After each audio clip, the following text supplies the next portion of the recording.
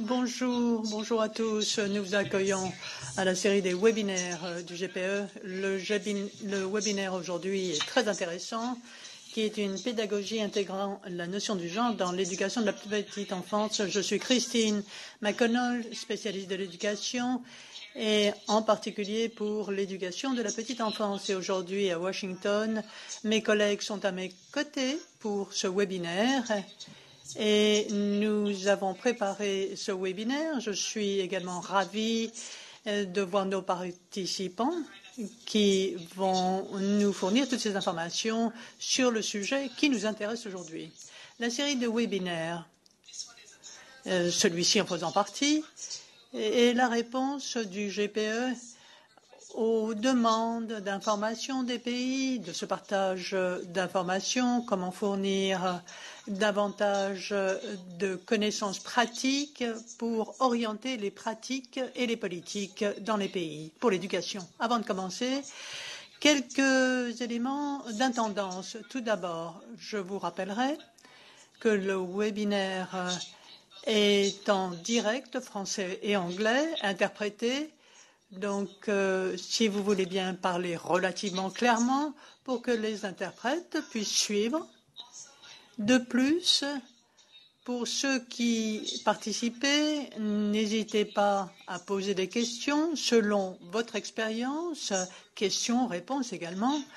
Et nous aurons des exposés tout d'abord et nous voulons que ce soit une séance interactive, questions-réponses par la suite, après les présentations.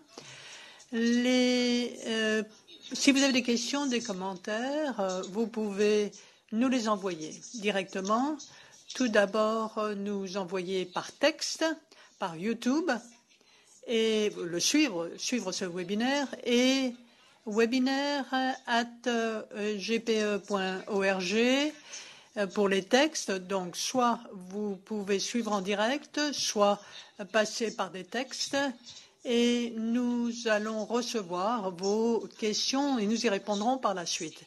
Si vous avez des questions, donnez votre organisation, votre nom, vos questions bien évidemment, et à qui sont adressées vos questions, à tous les participants ou à un participant en particulier.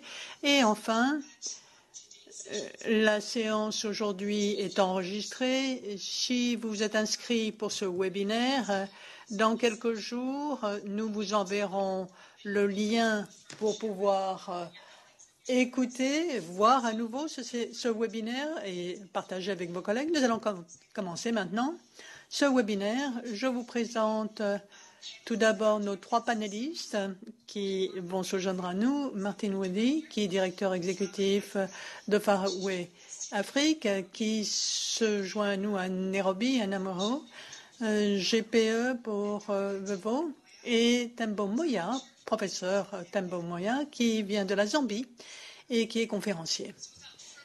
Sans plus attendre, je vais passer la parole à notre collègue qui va lancer la séance. Merci.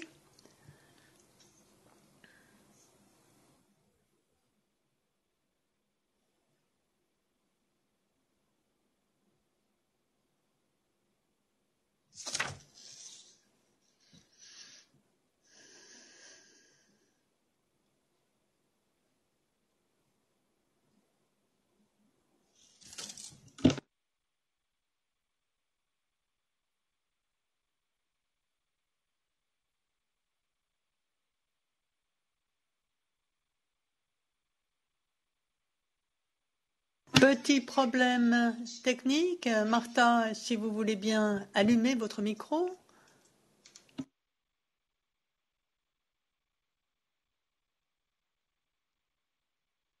Martha, nous avions vérifié toutefois que nous étions en communication, mais la communication est interrompue.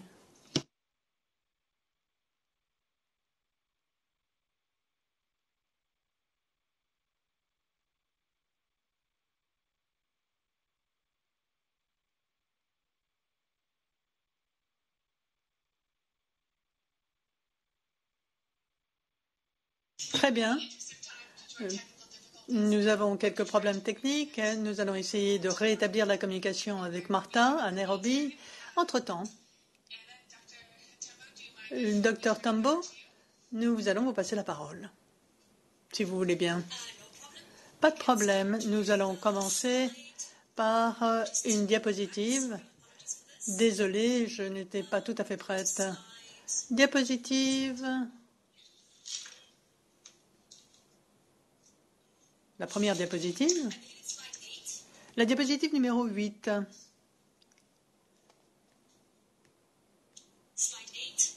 Diapositive numéro 8. Si vous voulez bien avancer les diapositives, merci. La diapositive suivante. Voilà. Parfait. Merci. Merci mille fois. Eh bien, nous parlerons tout à l'heure de la pédagogie intégrant le genre. Martha reviendra vers nous. Mais nous allons parler du genre dans l'éducation de la petite enfance en particulier. Eh bien, jusque récemment, la pédagogie intégrant le genre était dans le primaire et le secondaire pour plutôt les adolescents. Et cette pédagogie aujourd'hui, c'est de créer un environnement où tous les enfants peuvent se développer et ils ont tous la possibilité de remplir leur potentiel intégral. Cela visait les adolescentes jusque-là, puisque l'on voulait éliminer les différences entre les garçons et les filles dans l'éducation. Jusque récemment, ceci s'est limité au primaire et au secondaire. Aujourd'hui, il nous faut intervenir, la recherche le démontre, et elle est impérieuse, car nous avons toutes sortes de recherches qui montrent que les enfants forment des concepts de genre et leur rôle entre 3 et 7 ans. À cet âge, les identités des enfants sont déjà relativement sexo-spécifiques, comment ils s'insèrent dans un foyer, leur rôle, et ils reprennent ce qu'ils voient au sein du foyer.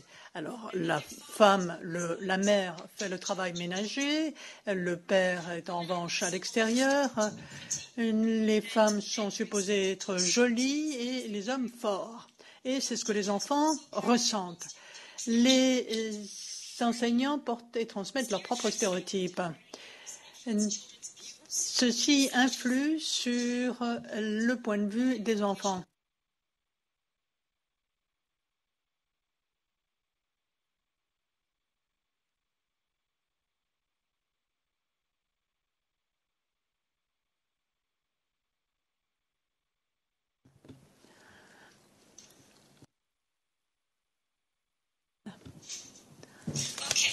Très bien, désolé de ce petit problème. Diapositive suivante.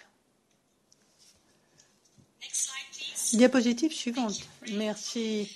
Alors, comment est-ce que ça se fait? Comment ça se fait dans la pratique? Martha est maintenant connectée en communication, donc nous allons lui repasser la parole. Désolé de cette navette. Martha, nous vous accueillons avec plaisir en dépit des différences et des difficultés techniques. Si vous voulez bien, nous allons revenir à l'exposé de Martha et ensuite nous repasserons à l'UCK. Effectivement, on m'avait coupé. Je voudrais vous remercier de votre patience. Je vais vous donner quelques mots sur FAWE, qui est une organisation africaine créée en 1992 par des ministres de l'Éducation. Et quand on parle de l'éducation pour tous, cela exige des efforts pour mettre en place des mécanismes qui s'assureront que les filles font partie intégrante de l'éducation et de ce processus. C'est une organisation panafricaine. Nous sommes présents dans 33 pays. Et FAWE a été appuyé sur le fait que si les femmes sont appuyées déjà à l'école, elles pourront parachever leur éducation et ne quitteront pas l'école et contribueront grandement à un impact sur la décision, les politiques et tout ce qui est nécessaire pour l'éducation et serait à l'avantage de tout un chacun. Notre bureau secrétariat général est à Nairobi, au Kenya, et notre création, si on y revient, se fonde sur le fait que lorsque les femmes font partie du système de l'éducation, elles contribuent grandement car elles comprennent les difficultés et prennent des contributions difficiles mais très importantes sur ce qui doit être fait dans l'éducation. Lorsque l'on parle de FAWE, c'est une institution, certes. Nous avons différents partenariats dans l'éducation et nous avons une vision pour nous assurer que les filles sont à l'école, restent à l'école, vont jusqu'au bout de leur éducation. Et nous nous sommes penchés sur la vision de notre mission pour s'assurer qu'il y ait égalité entre les sexes et ce, dans l'éducation. Que faisons-nous? Comment contribuons-nous à l'éducation en Afrique? Nous travaillons de très près.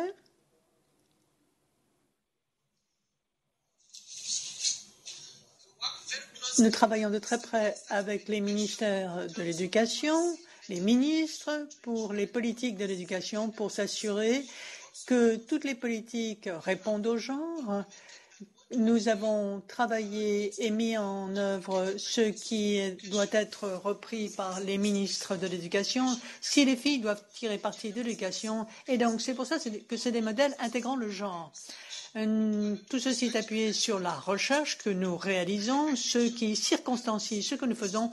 Nous travaillons avec les ministres de l'éducation de tous les pays où nous sommes présents. Nous avons des cellules nationales et nous touchons les communautés. Diapositive suivante, si vous voulez bien. Lorsque l'on parle de la pédagogie fondée sur le genre, il y a discrimination qui existe en Afrique subsaharienne. Lorsque l'on parle de discrimination dans l'éducation, elle se présente à divers égards. Ce que vous voyez à l'écran, c'est tout d'abord des matériels d'enseignement et d'apprentissage biaisés dans les livres scolaires, par exemple, qui présentent une image négative des femmes et de l'éducation. Nous nous penchons sur la langue inappropriée dont on se sert en classe.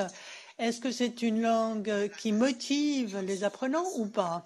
Nous nous axons sur les méthodes d'enseignement inefficaces. Qu'est-ce que les enseignants appliquent quand ils transmettent les connaissances aux apprenants?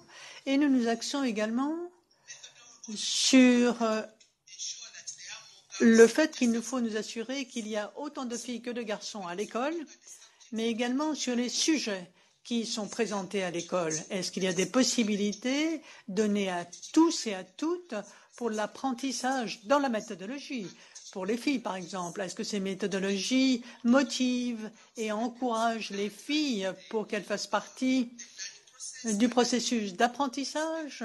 Est-ce que c'est la langue qui est utilisée est une langue qui indique que tout ce qui est scientifique est pour les garçons et pas pour les filles?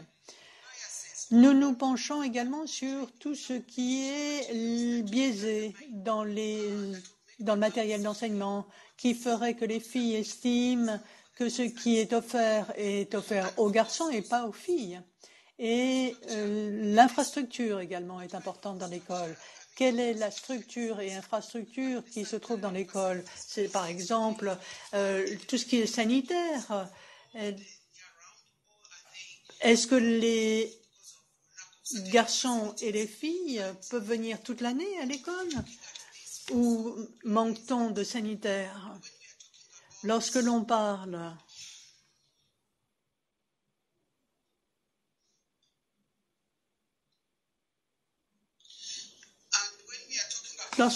disais-je,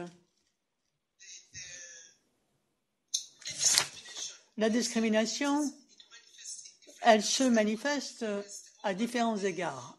L'une des plus dramatiques, c'est la violence sexiste, en particulier la violence sexiste à l'école, qui est généralisé en Afrique subsaharienne. Et c'est vrai que le harcèlement, par exemple, est l'une des manifestations de la violence sexiste à l'école. La recherche l'indique, on a des données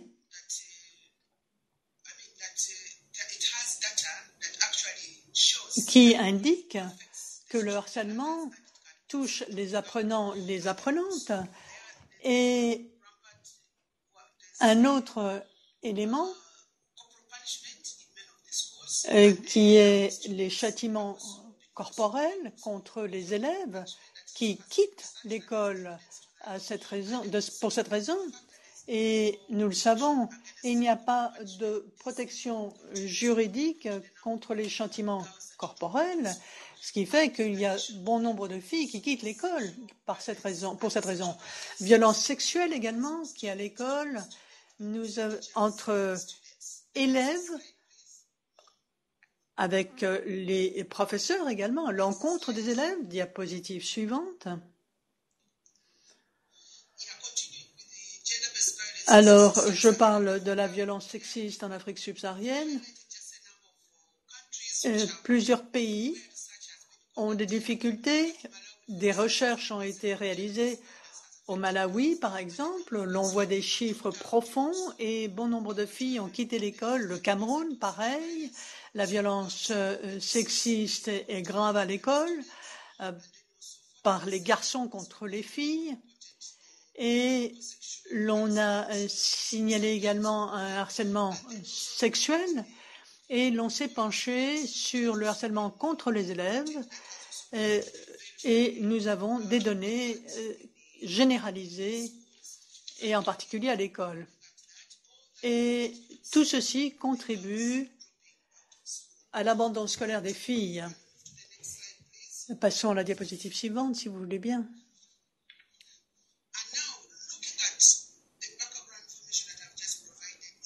Étant donné les éléments que je viens de vous signaler, une pédagogie intégrant la notion du genre, tous ces éléments contribuent à l'abandon de l'éducation des filles. Il nous faut donc des modèles qui appuient les filles, des modèles qui permettent aux filles de rester à l'école, d'entrer à l'école, d'aller jusqu'à la fin de leur cycle scolaire. Et c'est là l'axe de mon exposé aujourd'hui, une pédagogie intégrant la notion du genre. L'on a visé jusque-là les enseignants du secondaire et du primaire. Mais il nous faudrait également avoir des manuels, comme pour le secondaire, mais qui porteraient sur les enseignants dès le départ pour leur donner les compétences qui pourront contribuer à une modification des normes, des compétences pour avoir une pédagogie intégrant la notion du genre, pour s'assurer que les stéréotypes sont éliminés. Et il nous faut donc une pédagogie intégrant la notion du genre dans l'éducation de la petite enfance. Et cette pédagogie, je vous en donnerai davantage d'informations, mais ceci pour vous dire qu'il nous faut un matériel pédagogique approprié pour les enseignants.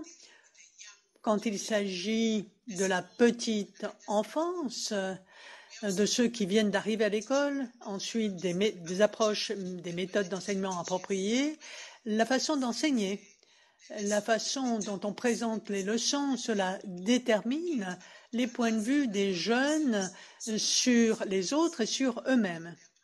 Il nous faut également une méthodologie, donc je le disais, appropriée, la langue appropriée en classe. Cette trousse à outils encourage la langue à utiliser par les enseignants pour encourager les enfants, pour qu'ils aient un amour-propre, en particulier les filles. Les garçons seront leurs collègues, leurs égaux, et non pas des supérieurs. Et ensuite, il nous faut des installations matérielles adaptées au genre, physiquement, qui déterminent si les enfants continuent leur éducation, s'ils sont découragés ou pas, s'ils sont motivés à rester ou à quitter l'école Ensuite, une participation égale et active des apprenants, garçons et filles. Comment l'enseignant, donc, va se servir d'une démarche particulière? Que fera l'enseignant pour s'assurer que les garçons et les filles sont actifs et non pas certains qui seront très actifs et d'autres pas? Ensuite, il nous faut réaliser le plein potentiel des apprenants, indépendamment de leur sexe. La trousse à outils l'indique, le présente, cela aide l'enseignant à appuyer les apprenants par des antécédents qui indiquent ce que les garçons et les filles, s'ils ont les mêmes opportunités, nous le savons, ils apprennent à égalité. Et également, il nous faut briser le cercle vicieux des attentes faibles, en particulier pour les filles et les jeunes femmes, et ce de la part des enseignants. Donc, une pédagogie intégrant la notion du genre vient appuyer la petite enfance pour que les enfants évitent toute discrimination, pour que les filles et les garçons soient égaux, en grandissant, se comprennent, s'appuient dans l'éducation plutôt que d'encourager un sexe contre l'autre et que les deux sexes sont égaux l'un à l'autre. Diapositive suivante. Et la pédagogie intégrant la notion du genre forme un enseignant à inspirer l'espoir, à stimuler l'imagination, à inculquer le goût de l'apprentissage chez les élèves, garçons et filles.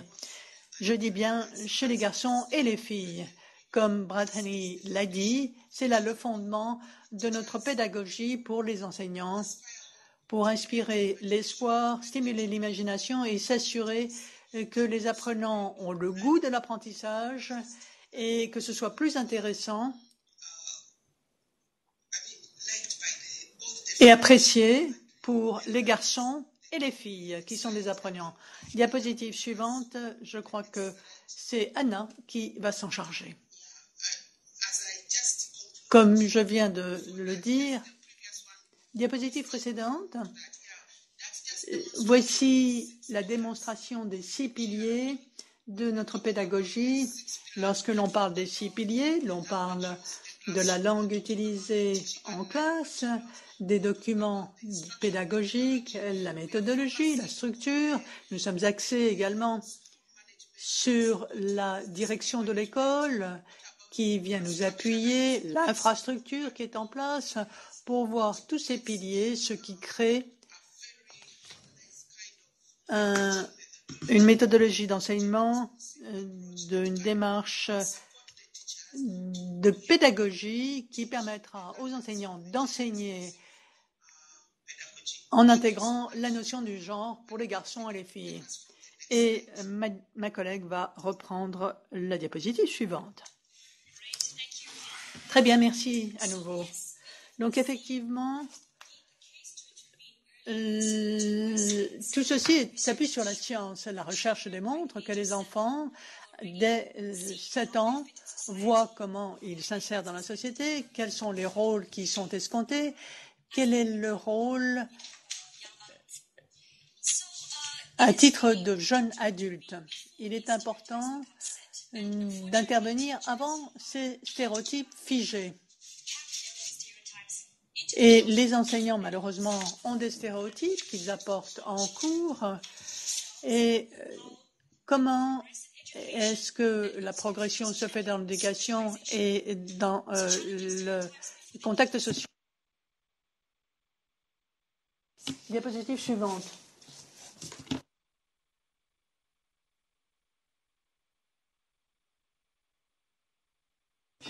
Martha, est-ce que vous voulez bien éteindre votre micro, je vous prie? Merci. Martha nous l'a dit, nous pouvons passer à notre projet. En fait, pour essayer d'aborder la question, et ce dès le plus jeune âge, plutôt que de ne parler que des adolescents et des adolescentes. Nous avons dégagé une idée, la promotion des relations égalitaires dans le respect, et ce grâce à la pédagogie intégrant la notion du genre, et ce dès la petite enfance, et donc ce pour les enfants qui n'ont pas encore décidé de qui ils sont, de leur rôle futur dans la société. La boîte à outils est une coopération de l'UNESCO, de l'Institut pour le renforcement des capacités et de l'initiative pour les filles également de l'ONU. Des représentants de l'éducation, du Rwanda, de la Zambie, de l'Afrique du Sud et encore une fois de toutes nos institutions. Et ceci a été réalisé en février 2019, a été mis à l'essai par un groupe d'enseignants dans plusieurs écoles, dans les pays que je viens de mentionner, et nous l'avons en fin de compte publié. Dans cette boîte à outils, vous avez des explications, la pertinence, le contenu des leçons, l'environnement. Tout ceci est très important pour produire un environnement intégrant le genre. Cette boîte à outils amène les professeurs et les enseignants à présenter aux parents ce qui est absolument nécessaire pour éviter tout conflit. Il y a 5 manuels, je vais vous les montrer si possible, et je demanderai à mon équipe de vous montrer cette boîte à outils. Est-ce que vous voyez cette boîte à outils? Je ne suis pas sûre. Oui, nous voyons, on nous répond que oui, nous voyons la boîte à outils. Voici la première version avec nombre de couleurs. Nous avons des créatifs dans notre équipe et pour l'éducation, et c'est tout à fait important pour les enseignants et les professeurs. 5 manuels, je vais vous le montrer. Voici le manuel présentation de la notion du genre. Le genre dans le contexte africain. Deuxième manuel, pédagogie et pour les enseignants de la petite enfance. Vous y avez des astuces pour les enseignants pour parler du genre en cours et un guide pratique pour aborder les questions intégrant la notion du genre en soulignant le fait que les garçons et les filles peuvent avoir les mêmes professions et parler d'autres éléments qui pourraient les intéresser. Également une orientation pour faire des leçons intégrant le genre. Troisième manuel, et ce, au fur et à mesure, le manuel au fur et à mesure de l'éducation pour les chefs d'établissement pour créer un environnement en la matière et amener les enseignants à procéder de la sorte. Et puis, manuel numéro 4, qui est le plus intéressant pour les enseignants, et on y parle de la participation du genre. Alors, la conception qui encourage l'égalité entre les genres.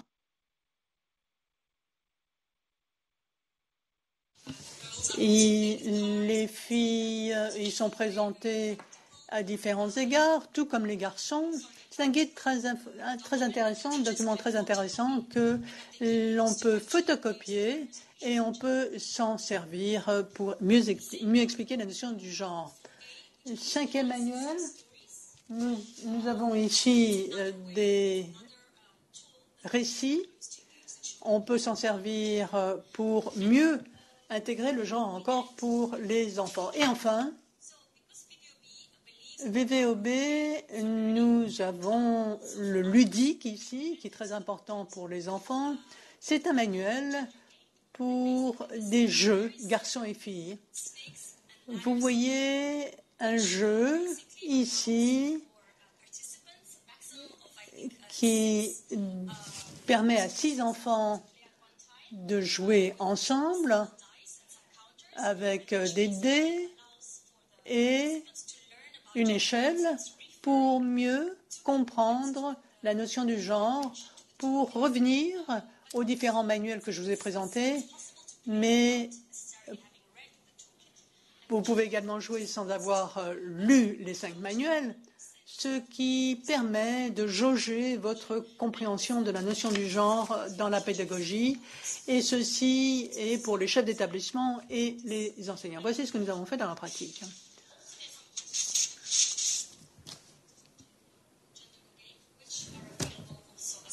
Voici donc tous les éléments qui font partie de cette boîte à outils. Merci.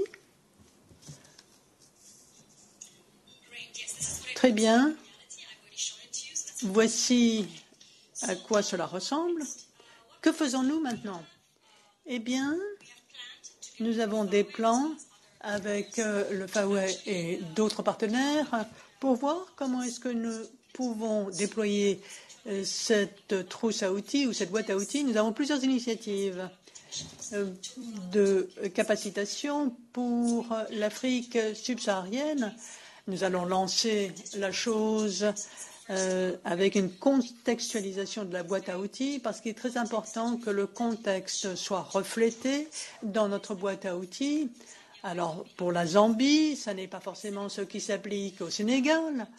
Nous voulons renforcer les capacités des enseignants grâce à des institutions, et ceci est l'étape suivante, renforcement des capacités des enseignants et des enseignants en activité, c'est-à-dire l'élaboration d'une structure, et des communautés scolaires, pour faire en sorte que les parents puissent s'impliquer pour changer la dynamique sexospécifique des écoles par les associations de parents d'élèves, renforcer également des capacités des responsables de l'éducation pour que l'on fasse mieux comprendre cette notion, et ce dès la petite enfance, et qu'il y ait un environnement répondant mieux au genre. Ceci sera accompagné du renforcement des capacités, des décideurs, des autorités de l'éducation qui ont un rôle à jouer dans la budgétisation, l'analyse, l'intégration du genre, pour donner les moyens à cette pédagogie répondant au genre. Cette initiative qui est déjà en place, qui est un pilote, qui est en Zambie, petite échelle certes, et le calendrier est d'août à décembre 2019. Nous venons de commencer donc, et nous verrons ce qui va se dérouler. Ce pilote est accompagné par des recherches qui seront présentées par le docteur Atembo Moya de l'Université de Zambie, et il va nous donner les antécédents et peut-être les premiers résultats de la base de données pour la mise en œuvre de ce programme ici en Zambie. Merci. Merci Anna. Et merci à tout un chacun.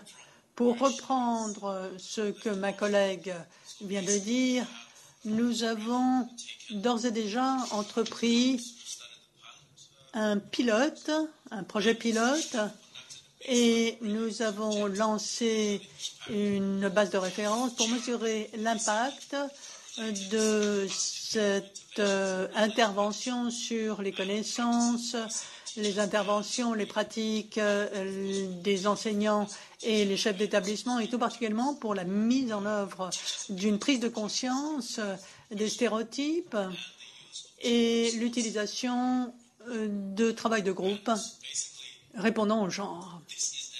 Et il s'agit d'une étude qui est relativement petite par échantillon, et c'est un pilote.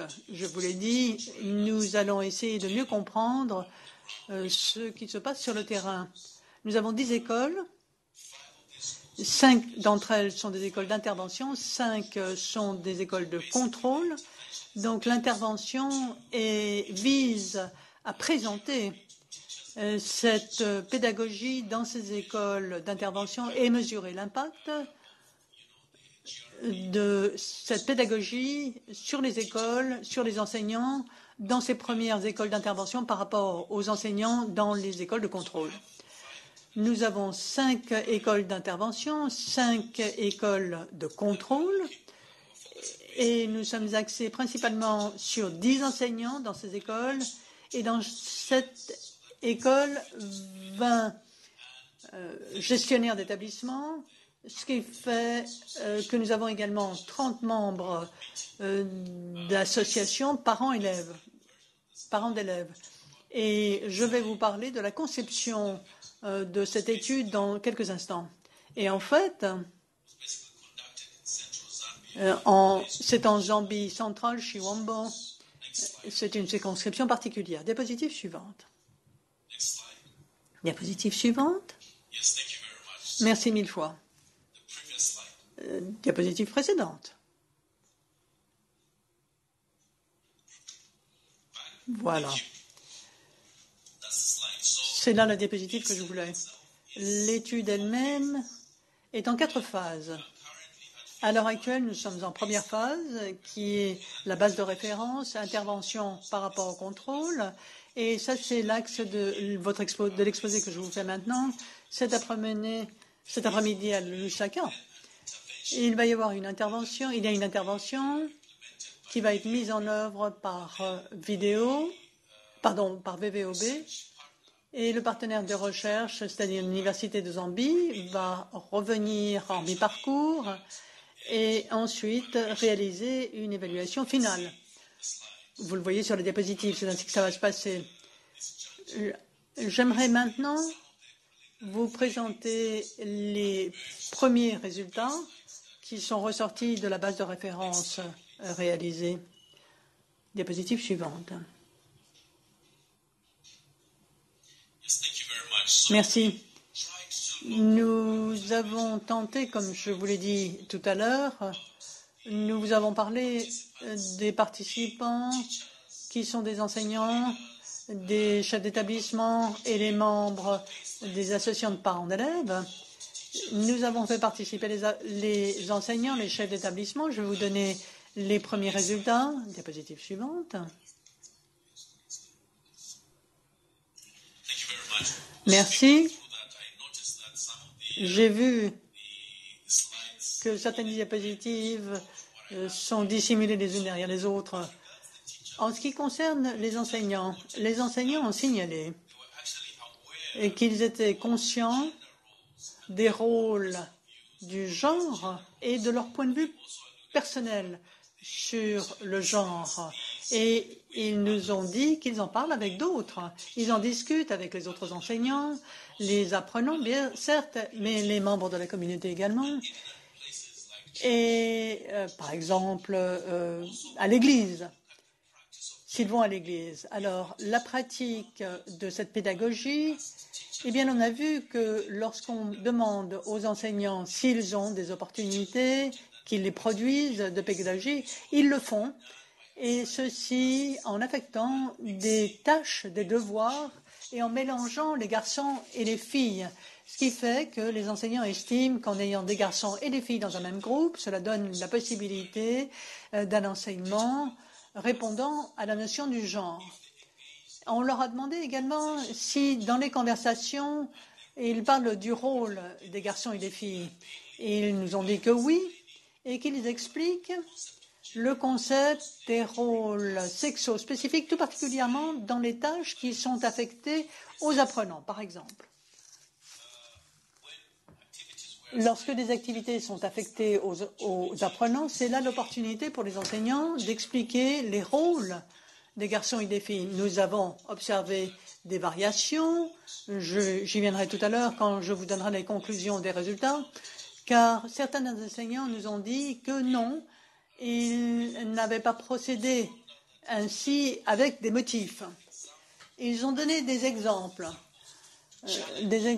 pour remettre en question les rôles traditionnels des garçons et des filles pendant ces discussions. Et ils nous ont dit, ces enseignants, qu'ils ont donné des exemples de rôles traditionnels, principalement pendant les discussions des cérémonies traditionnelles ou autres sujets connexes qui sont présentés lors des cours. Par exemple, l'un des enseignants nous a dit qu'elle avait dit aux garçons de travailler dur, parce que quand ils seront grands, ce seront eux qui assureront le bien-être de leur famille. Ça a des implications sur ce dont nous parlons ici, ce genre de déclaration. Ils ont également regroupé ces enseignants, les apprenants, et par différents moyens. Par exemple, les apprenants ont été regroupés selon leurs affiliations, leurs connaissances. Certains sont plus lents que d'autres. Ils ont été regroupés selon leur vivacité d'esprit pour faciliter, disent les enseignants, l'attention accordée à ceux qui en ont le plus besoin. Pour un certain nombre d'écoles, la plupart des groupes ont été mixtes. Il y a eu des cas également où les enseignants ont été regroupés selon les apprenants. Par exemple, lorsque les enfants doivent sortir, par exemple, aux toilettes, et à ce moment-là, on a des groupes de garçons et de filles pour qu'ils puissent aller ensemble au WC. Et il y a eu également encouragement d'une interaction entre les garçons et les filles pour que les enfants sachent comment se parler, ce qui s'est fait principalement pendant les jeux et lorsque les enfants ont reçu les mêmes rôles, garçons et filles, même rôle. En ce qui concerne les chefs d'établissement, je ne sais pas si on le verra pour la diapositive suivante, mais je vais vous le présenter. Ah oui, si vous voulez bien passer la diapositive suivante. En ce qui concerne les diapositives, restez sur celle-ci. Pour les chefs d'établissement, on nous a dit qu'ils étaient conscients des rôles entre les garçons et les filles et de leur propre opinion sur la question. On nous a dit qu'ils en avaient parlé avec différentes personnes, d'autres enseignants, les apprenants pendant des réunions. D'autres nous ont dit qu'ils en avaient parlé avec d'autres membres de la communauté en dehors de l'école. Et donc, la plupart des chefs d'établissement nous ont dit que peu avait été fait pour engager la communauté dans cette pédagogie pour éliminer les stéréotypes des genres. Et lorsque c'est le cas, c'est fait surtout au niveau des apprenants, au sein de l'école. Peu a été fait pour toucher la communauté, pour s'assurer que les membres de la communauté sont sur la même longueur d'onde que les apprenants. On nous a signalé également qu'il y avait des exemples qui remettaient en question les stéréotypes des genres pour les apprenants et surtout des modèles de rôle locaux que connaissaient les apprenants, y compris, par exemple, dans des communautés particulières où les femmes font ce qui, d'ordinaire, était censé être le rôle d'homme. Et l'on a parlé de femmes qui étaient des membres connus de la communauté ou des enseignants qui travaillent, des enseignantes qui travaillent dans les écoles, qui font tout le travail qui, jusque-là, aurait été considéré comme étant celui d'un sexe particulier. Par exemple, des enseignants qui sont des enseignants supérieurs ou des chefs d'établissement qui étaient principalement des hommes. Alors, dans les résultats, l'on a vu que la plupart des enseignants nous ont dit qu'ils étaient tout à fait conscients des rôles stéréotypiques. Mais nous avons réalisé également, et j'aurais dû vous le dire à la méthodologie, des observations en cours, en salle de classe. Qu'avons-nous vu dans ces observations?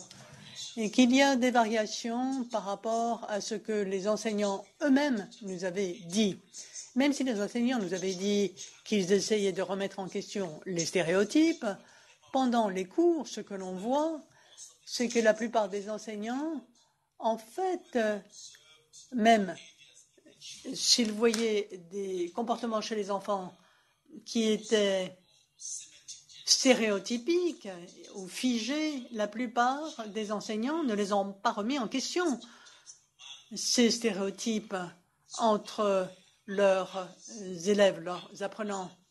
Et nous avons vu également, parce que nous nous sommes adressés aux chefs d'établissement, que ces derniers faisaient peu pour remettre en question les stéréotypes que l'on voyait dans ce cadre, ce qui est une grande difficulté. Et Anna nous en parlait tout à l'heure. En général, ce que l'on en retire, ce qui est le plus frappant et que nous avons vu, c'est que tout d'abord, ces variations ont été observées, c'est-à-dire entre ce que les enseignants nous ont dit et ce que l'on a vu. Et lorsque l'on parle de la pédagogie intégrant le genre, si elle existe dans un certain contexte, et même si les enseignants nous disent qu'ils en sont conscients, il semble qu'il faille faire beaucoup au-delà de cette pédagogie, mais également dans la communauté, pour faire comprendre aux enseignants et aux communautés de quoi il s'agit, parce que nous aimerions voir ce qui va se passer au niveau de l'intervention, car ceci pourrait être contaminé par le contexte de la communauté où se trouvent ces enseignants. Merci mille fois. La diapositive renvoie maintenant à Anna. Très bien. Diapositive suivante, je vous prie. Voilà. Avant de passer à la vidéo, j'aimerais vous dire que ce que nous avons vu de ces références, nous allons maintenant passer au mentorat des enseignants, à l'observation, car nous avons vu que les enseignants savent quoi dire, ils savent qu'il y a problème, mais ils ne savent pas comment faire. Nous aimerions donc leur fournir un mentorat, revenir vers eux par la suite, pour qu'au fil du temps, ce soit un processus où les enseignants pourront réaliser ces différentes interventions. Nous allons maintenant vous passer une petite vidéo qui va récapituler ce dont nous venons de parler, et voilà. Quand nous sommes jeunes, tout est possible. Les garçons et les filles peuvent rêver de devenir biologistes. Et c'est biologique, le genre n'a pas d'importance, pas encore. L'éducation peut stimuler les intérêts des enfants pour qu'ils réalisent leur potentiel ou renforcer des stéréotypes. C'est pourquoi VVOB, le FAWE et les partenaires de l'éducation se sont joints à une pédagogie intégrant le genre pour l'éducation de la petite enfance, une boîte à outils pour les enseignants pour remettre en question les stéréotypes en cours. Par exemple, le partage d'exemples qui remettent en question les stéréotypes, encourager les genres à participer à toutes les activités ou faire en sorte que les filles comprennent que la construction peut avoir un métier pour elles, et remettre en question les stéréotypes et donc aller voir le toolkit de la petite enfance pour l'éducation intégrant le genre.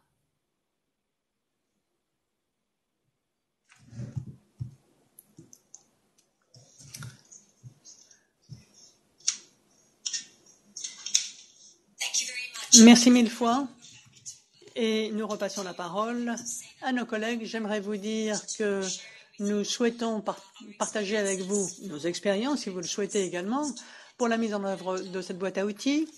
Et nous accueillons toute question de tous ceux qui seraient intéressés par ce renforcement des capacités. Contactez-nous. Dans la diapositive précédente, vous aviez notre site sur Internet. Si vous voulez bien nous passer la diapositive précédente, vous avez notre adresse ici. N'hésitez pas à nous contacter. Nous accueillerons avec plaisir vos questions et nous aimerions toucher davantage de particuliers, d'institutions pour avoir, par exemple, vos avis sur notre initiative. Merci. Merci Anna. Nous vous accueillons à nouveau. Je suis ravie d'avoir suivi cet exposé, d'avoir davantage d'informations sur cette boîte à outils. Merci Martha et Anna et professeur Tambo. Nous avons des participants à ce webinaire qui nous ont déjà posé des questions. Je vais vous passer la parole maintenant pour questions-réponses dans le cadre de ce webinaire. Je vous rappelle, n'oubliez pas que vous avez le français et l'anglais, deux façons de poser des questions. D'abord par texte, par texto, et l'autre par envoi d'un email à notre webinaire. Et ce sont les deux modes pour poser une question. J'ai deux questions personnelles. J'en ai quelques autres qui viennent sur notre liste. Nous avons une petite demi-heure pour répondre à ces questions. N'hésitez pas, au fur et à mesure que les questions vous viennent à l'esprit, envoyez-les-nous. Contactez-nous et nous aurons certainement le temps d'y répondre. Mes deux premières questions pour notre équipe. À titre de spécialiste de la petite enfance, il y a plusieurs modèles de prestations de services de l'éducation. Nous avons le modèle de la maternelle, pré-primaire, publique, ou encore des organisations confessionnelles, ou encore des prestataires privés. Il y a d'autres options, les programmes communautaires ou encore d'enseignement à la maison, d'autres programmes accélérés de quelques mois ou autres, et que les pays se servent de ces différents modèles pour toucher autant de petits élèves que faire se peut à la petite enfance. Quel type de modèle vous avez adopté en Zambie et comment pensez-vous que cette boîte à outils sera accessible pour tous les modèles? Y a-t-il un modèle préférable à l'autre? Ou est-ce que ça s'applique à tous les modèles? Deuxième question, question logistique plutôt. Nous avons ici votre adresse. Comment avoir accès à cette boîte à outils? Vous avez parlé tout à l'heure toutefois d'une contextualisation de cette boîte à outils du point de vue pratique. Si mon pays s'intéressait à votre boîte à outils, comment prendre contact, comment l'adapter, quels sont les avis, le calendrier, comment contextualiser cette boîte à outils. Voilà les informations que j'aimerais obtenir. Je vous repasse la parole.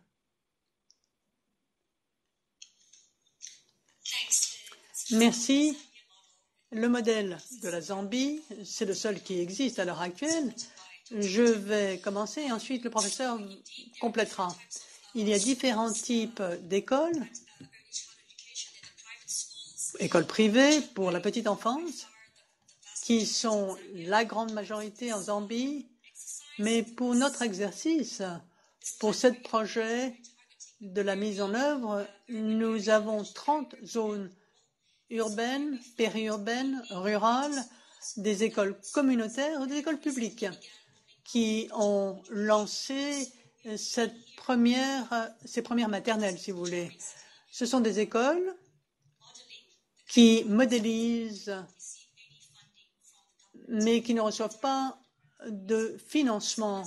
Et donc, ce sont des écoles communautaires. Nous avons également des écoles publiques qui viennent d'ouvrir leurs portes et qui viennent de commencer la pédagogie telle que nous la préconisons. Des organisations, des écoles confessionnelles, oui, effectivement, nous avons une boîte à outils. La boîte à outils, à l'heure actuelle, est à mise en œuvre dans tous ces contextes, car rien ne s'y trouve qui serait en conflit selon le mode d'école. Mais cela commence, bien sûr, par les enseignants. Les enseignants doivent avoir un certain niveau de formation et avoir l'avantage, ou devrait ainsi, plus il a de formation, cet enseignant ou cette enseignante, mieux il peut absorber cette boîte à outils. Et donc, nous avons toutefois essayé de faire en sorte que la boîte à outils corresponde à tous les enseignants. Mais nous voudrions faire davantage de mentorat, davantage d'observation, davantage de formation. Et pour pouvoir pratiquer les éléments que nous avons dans la boîte à outils. J'espère que j'ai répondu ainsi à la question.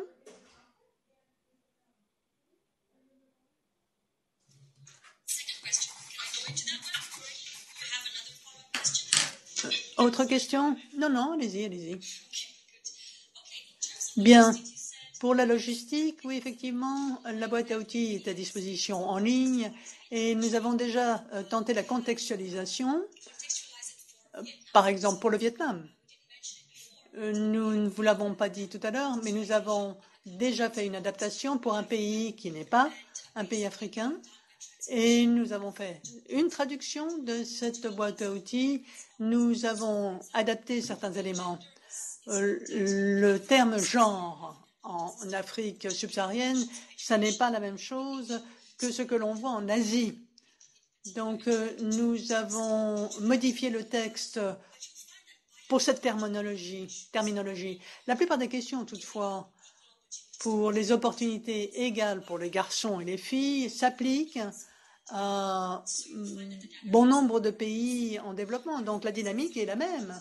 Mais dans différents pays, on verra que la religion est plus importante pour un pays qui est davantage modelé par une conviction religieuse. Il nous faut changer certains concepts, mais la contextualisation est très importante. Que s'est-il passé au Vietnam?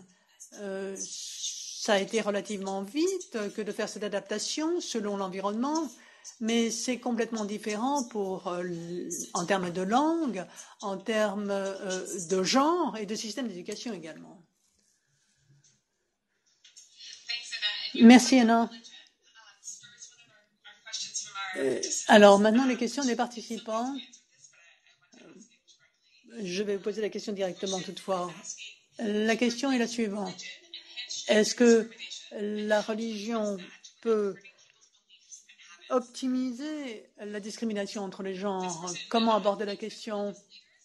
Les dirigeants confessionnels, les chefs religieux pourraient représenter une résistance face à ce travail.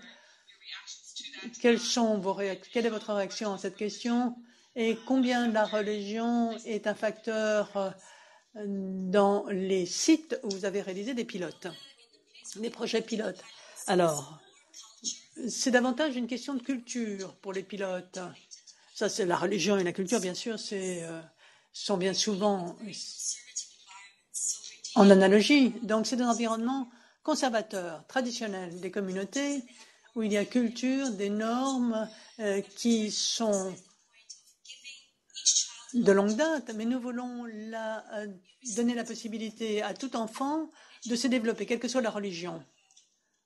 La religion peut être quelque peu contournée. Les filles peuvent devenir médecins, même dans un environnement où les femmes d'ordinaire sont dans des rôles qui ne sont pas des rôles professionnels.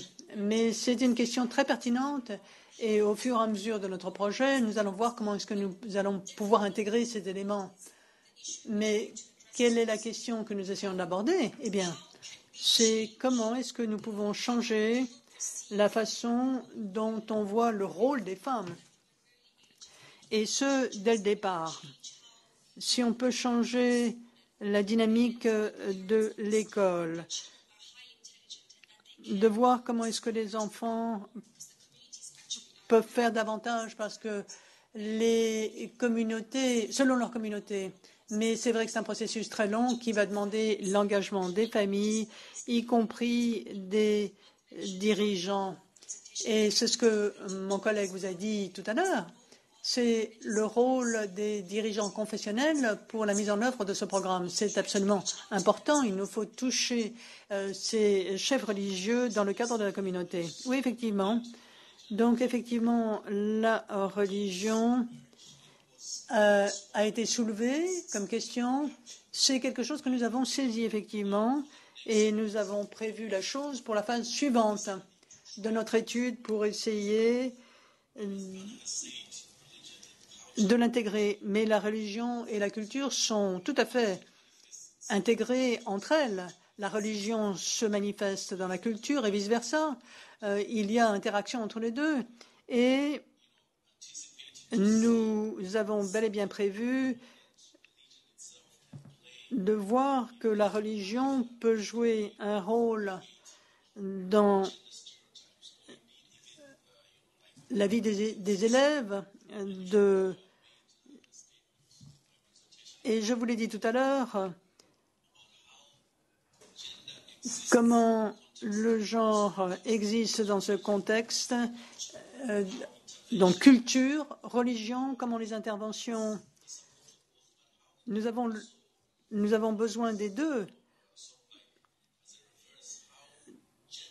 Comment le genre et la réactivité peut intégrer la religion et le genre, la religion, pardon, et la culture.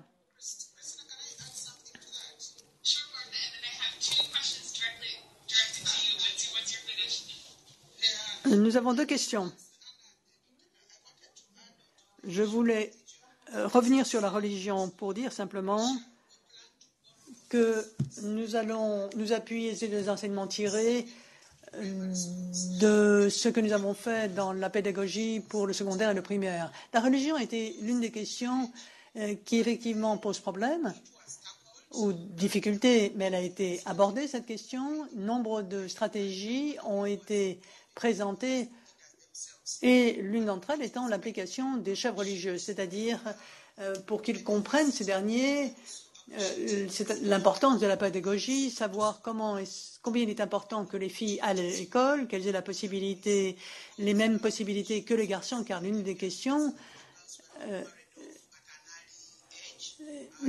étant le mariage précoce au nom de la religion, mais nombre de chefs religieux eux-mêmes ont appuyé la scolarité pour les filles. C'est là les agents du changement qui peuvent s'adresser aux autres et dans la plupart des cas, le résultat était positif. Donc nous allons nous appuyer sur les enseignements tirés au fur et à mesure de la pédagogie, encore une fois intégrant la notion du genre dans l'éducation de la petite enfance. Merci Martin d'être intervenu dans ce contexte très important. Deux questions qui nous viennent des participants. La première, un exemple de sous-représentation des filles dans l'éducation. Comment votre organisation aborde la question dans le cadre de ces activités? L'autre, en diapositive 5, harcèlement par les enseignants des apprenants. Quelle est la forme de harcèlement? Comment se produit-elle? La première question, répétez, je vous prie. Un exemple de sous-représentation des filles et comment vous avez abordé la question. Alors, sous-représentation des filles, bon nombre d'entre nous le savent. En Afrique, la tradition a été une pression a été exercée pour que l'éducation soit pour les garçons et pas pour les filles. Donc c'est la communauté, c'est les enseignants, les parents, etc., qui ont cette perception, et pour les filles également, car l'éducation n'est pas pour les filles, mais pour les garçons. Et donc c'est cela que l'on a à l'esprit. Et lorsque nous avons compris que quand nous avons lancé la chose en 2005, très peu de filles se trouvaient dans ces programmes spéciaux. Et l'un des facteurs était la perception, le sentiment traditionnel que l'école n'est pas pour les filles.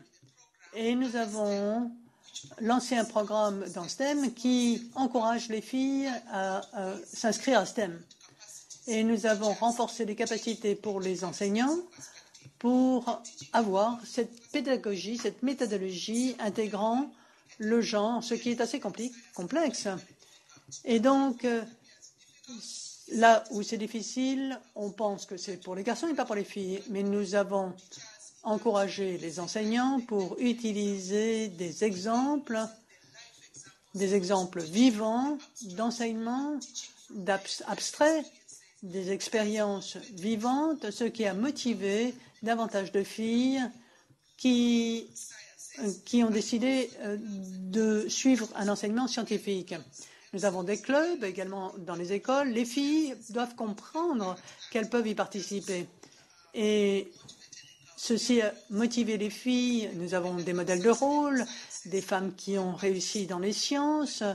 Et nous sommes revenus à l'école avec ces femmes qui leur ont parlé à ces filles pour les assurer que c'est faisable, parce qu'elles l'ont fait elles-mêmes. Et donc, ceci a ouvert les esprits, les yeux des filles également. Et nombre de filles font des sciences aujourd'hui, font de la science. Mais nous avons donc bien avancé dans ce domaine, dans le domaine des sciences et des filles. Voici ma réponse. Pour maintenant l'autre question, pour le harcèlement sexuel. Le harcèlement, tout simplement. Il y a différentes formes de harcèlement des filles. L'on a vu que c'est souvent de la part des enseignants, où les enseignants, les enseignants ont harcelé sexuellement les filles, leurs élèves, par des abus, par une séduction, et les filles en sont victimes. Les mesures mises en place essayent de se servir de modèles d'expression, car la plupart des filles n'ont pas le courage de s'exprimer. Nous avons renforcé les capacités pour que les filles aient un amour-propre, qu'elles puissent parler de ces actes et qu'elles viennent nous dire qu'elles sont harcelées sexuellement, physiquement, par le vocabulaire également. C'est pour ça que l'on parle de la langue dont se servent les enseignements à l'école. Nombre de filles sont harcelées par le vocabulaire, par le langage. Il y a différentes formes de harcèlement des filles, mais le pire étant le harcèlement sexuel. Les filles tombent enceintes, quittent l'école. Voici les différents éléments dont on a parlé et qu'on a abordé. C'est pour ça que l'on a développé des modèles et des efforts pour nous assurer que les filles aient opportunité pour poursuivre leur éducation. Merci Martin. Depuis 20 minutes, nous avons une séance interactive et nous recevons nombre de questions. Quelques autres questions. Du côté pratique, on en a déjà parlé, mais plus précisément, comment est-ce que l'enseignant est en interaction et tire parti de la boîte à outils? Dites-nous pas à pas à quoi ça ressemble du côté de l'enseignant, la formation, le mentorat. Est-ce que ce manuel est reçu matériellement, c'est-à-dire du point de vue des enseignants? Nous aimerions en savoir davantage. Le lien maintenant entre les différents niveaux d'éducation, d'instruction. Au niveau de l'éducation de la petite enfance, c'est difficile pour le cursus. Il n'y a bien souvent pas de relation entre le cursus de la petite enfance et du primaire. Dites-nous comment c'est relié à d'autres outils pour poursuivre ensuite la chose en primaire et en secondaire. Troisième question, quel a été le rôle de la société civile dans la mise en œuvre de cette boîte à outils? Et dernière question,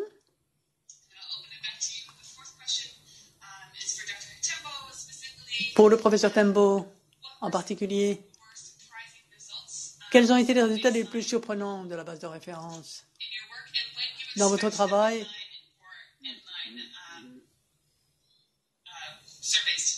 Quand est-ce que vous aurez sans doute des conclusions? Qu'en pensez-vous? Merci. Je passe la parole à Lusaka. Très bien, merci. Je vais commencer par la première question sur les aspects pratiques, à quoi ressemble la formation, la durée de cette formation, etc. Nous venons de faire un essai. Nous n'avons pas encore de méthode ferme à l'heure actuelle et c'est pourquoi c'est un pilote. C'est une expérience d'apprentissage. Ce que nous voyons, c'est qu'il va falloir au moins 2 jours pour présenter le concept de la pédagogie intégrant la notion du genre. Martha pourra nous parler de son expérience. Et ce que nous avons vu également, c'est qu'il est important de faire en sorte que les enseignants ne soient pas avec les chefs d'établissement, car les enseignants ne se sentent pas libres de parler des stéréotypes, de leurs convictions avec les chefs d'établissement. Il est important que les 2 groupes ne soient pas ensemble et que les enseignants puissent, une fois qu'ils ont ces connaissances, d'avoir le temps de faire de la pratique. C'est pourquoi cette boîte à outils est aussi pratique et non pas uniquement théorique. Les manuels en particulier apportent des astuces aux enseignants pour essayer de mettre en œuvre ce que l'on a comme orientation dans toute la boîte à outils. Et nombre de manuels peuvent être utilisés et contextualisés à des activités pour les enseignants pour que la théorie soit pratique. Donc c'est une boîte à outils pratique, en outre de la théorie de ce que l'on fait ou pas. Il y a des exemples pour faire en sorte que l'expérience soit plus réalisable et plus pratique. C'est là notre première expérience. Je n'ai pas fait partie de l'équipe de formation. Je ne pourrai pas vous donner d'autres détails de la durée ni de ce qui sera recommandé parce que nous allons le voir par la suite. Mais je pourrai vous informer des données une fois que je les aurai. Mais nous essayons de faire un suivi du fait qu'il faut davantage d'observation, d'enseignement, de formation, de pratique. Il leur faut davantage de temps. Encore une fois, pour que la théorie soit certes importante, mais que la pratique soit tout aussi importante. Merci.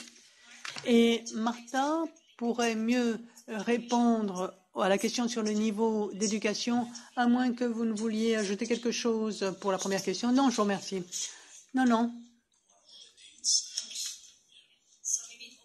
Je passe la parole à Martha. Merci.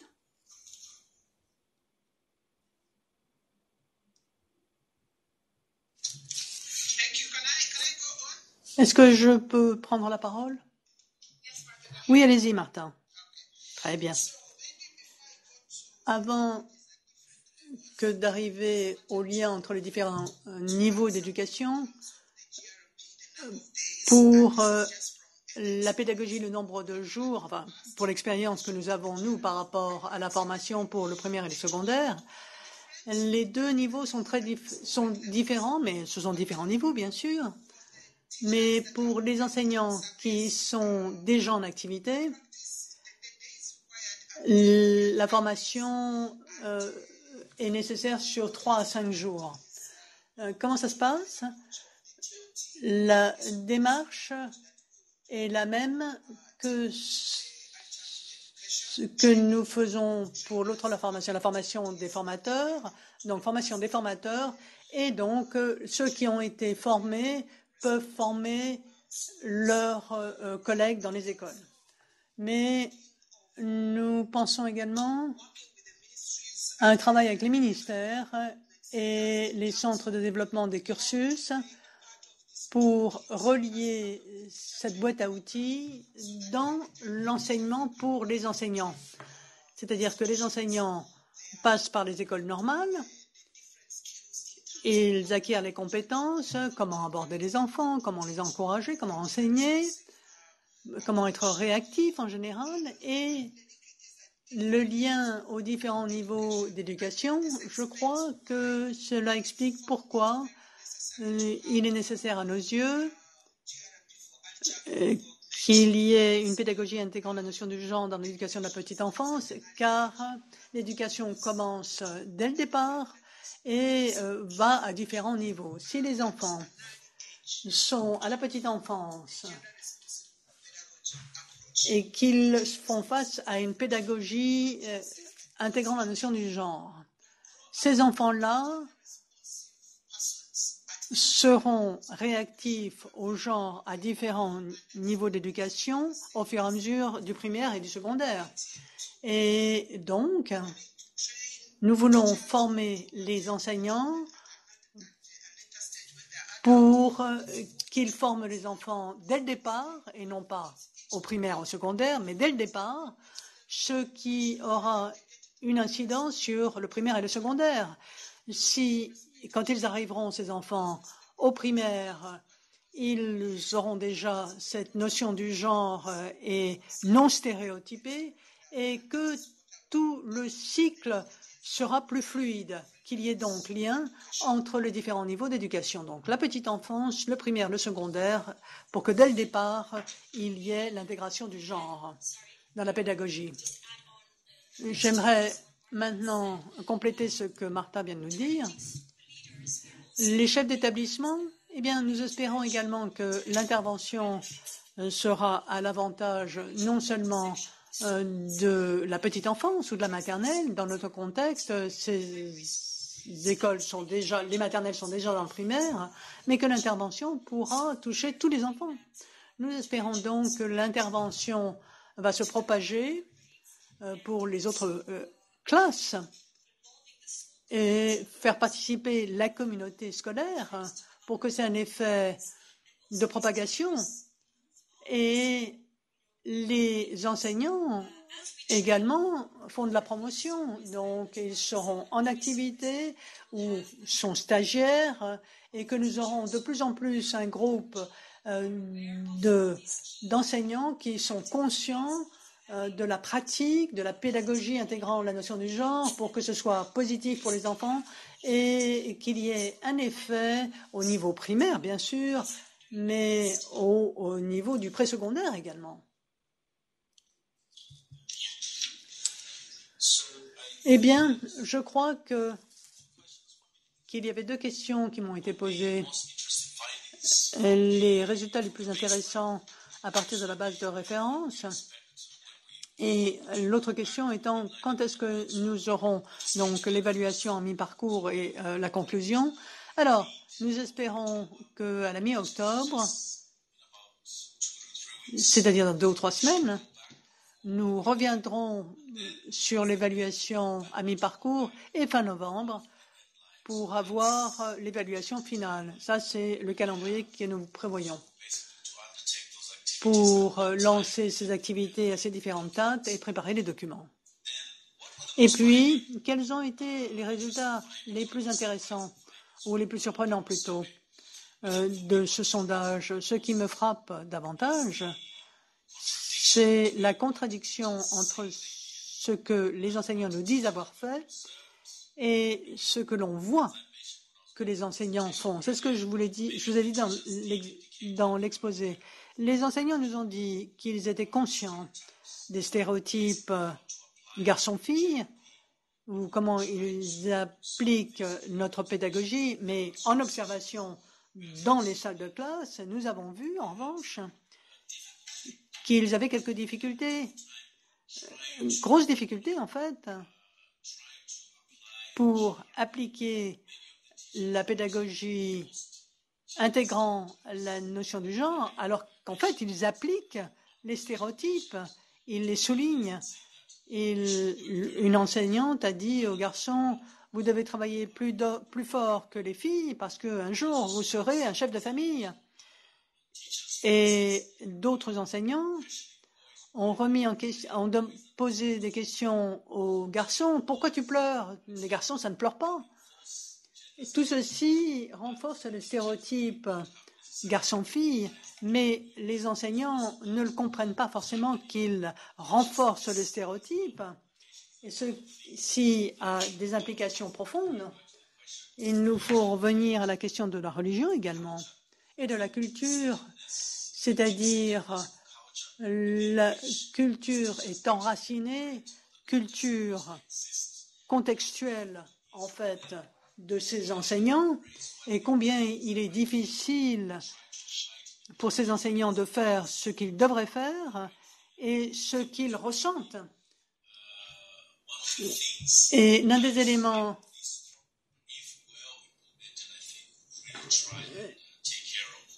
l'enseignement à retirer, c'est que cette pédagogie aurait de grands avantages. Les filles ont beaucoup de difficultés à remettre en question les stéréotypes garçons-filles, même lorsque l'on observe que les comportements qui sont présentés que présentent les enfants renforcent les stéréotypes, et on le sait, il est très difficile pour les enseignants de les remettre en question. Et c'est ça que je trouvais très intéressant. Dans bon nombre d'écoles, presque toutes les écoles où nous sommes rendus, il y a eu manque de documents ludiques dont les enseignants auraient pu se servir pour appuyer cette pédagogie. Donc ceci a des implications pour la façon dont les enseignants peuvent être formés à la pédagogie, notre pédagogie. Tout particulièrement, le premier résultat est impérieux. Ceci a des incidences sur l'avenir. J'aimerais voir ce qui va se passer une fois que les interventions auront été réalisées.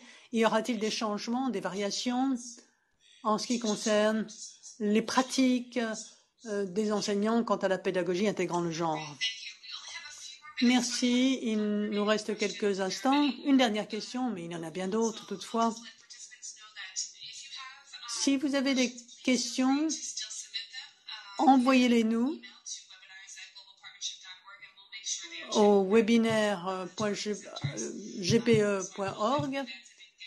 Nous les transmettrons. Désolé de ne pas pouvoir répondre à toutes les questions, mais une dernière et ensuite quelques propos de conclusion. Question un peu différente de stéréotypes. Quel est le rôle de la diversité des genres dans la boîte à outils? Y a-t-il une stratégie sur les questions des différentes orientations sexuelles et de l'identité des genres? Je peux commencer si vous le souhaitez. Question très intéressante et sujet très intéressant. Nous en avons beaucoup parlé quand nous avons développé notre boîte à outils. N'oublions pas que nous sommes dans un contexte où ces discussions ne sont pas possibles. Puisque nous avons élaboré cette boîte à outils avec le ministère de l'Éducation, dans les 3 pays dont je vous ai parlé, il nous a fallu nous aligner sur la politique officielle. Dans ces 3 pays, il n'y a pas de possibilité de diversité du genre. Garçon-fille, c'est tout.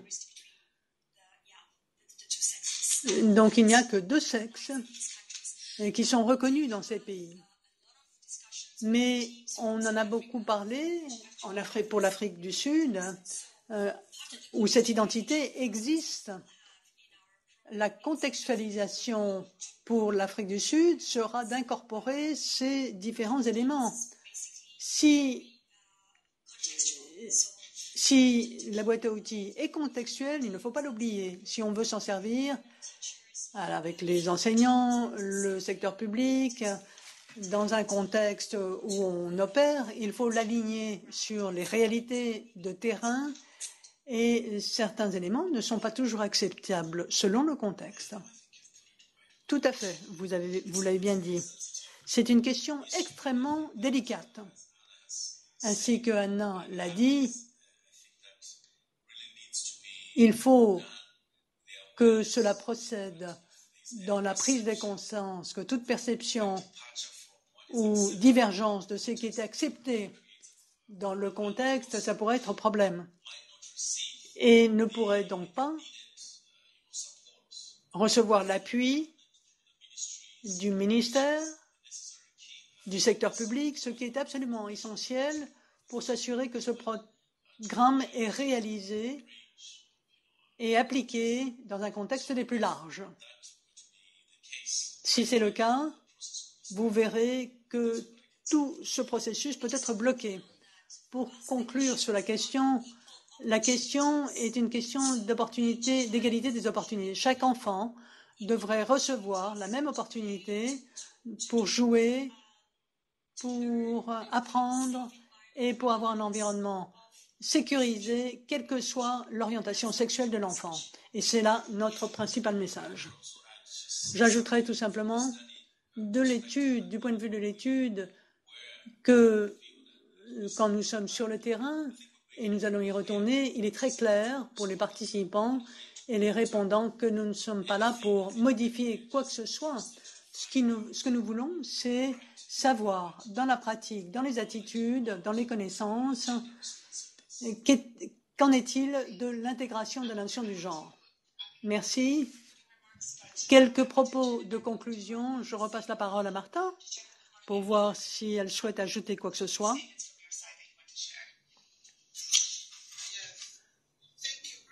Merci. Pour conclure, le rôle de la société civile pour la mise en œuvre de cette boîte à outils, et nous en avons parlé tout à l'heure, mais une autre dimension, c'est un effort qui a été engagé par VVOB et FAWE, mais c'est pour tout un chacun, toutes les parties prenantes de l'éducation pour être en mesure de les reproduire, parce que la société civile a un grand rôle à jouer et travaille avec les ministères de l'éducation notamment, et c'est notre responsabilité, VVOB et FAWE, de faire en sorte que participent les organisations de la société civile pour comprendre la boîte à outils et comment on peut répercuter cette boîte à outils par ailleurs. Merci, nous sommes à votre disposition et vous pouvez nous contacter et nous serons en mesure de donner des détails et des clarifications si nécessaire. Merci Martha. Et bien maintenant, je conclurai ce webinaire en remerciant Martha, le Dr Ntebo, Anna, de ces aperçus du contexte, de la raison pour laquelle cette boîte à outils est nécessaire et des explications sur cette boîte à outils et la recherche qui a été réalisée. Je suis ravie que cette boîte à outils existe et que la participation ait été active dans ce webinaire. Encore une fois, c'est là la preuve que ceci est un domaine où il nous faut davantage d'appui, où il nous faut davantage de travail à réaliser et que le niveau d'intérêt des participants pour comprendre, pour diffuser cette boîte à outils dans un contexte particulier, c'est très optimiste. Merci aux participants. N'oubliez pas de nous envoyer vos questions par email sur le webinaire, elle est en ligne également. Vous pouvez vous adresser à nos 3 organisations et nous pourrons vous aider directement également. Voilà, une question d'intendance. Je vous rappellerai que nous avons enregistré notre webinaire dans quelques jours. Si vous êtes enregistré, nous vous enverrons le lien. N'hésitez pas à transmettre ce webinaire dans votre réseau, dans votre organisation, pour pouvoir faire connaître cette boîte à outils qui est extraordinaire. Merci 1000 fois. Et à tous, merci.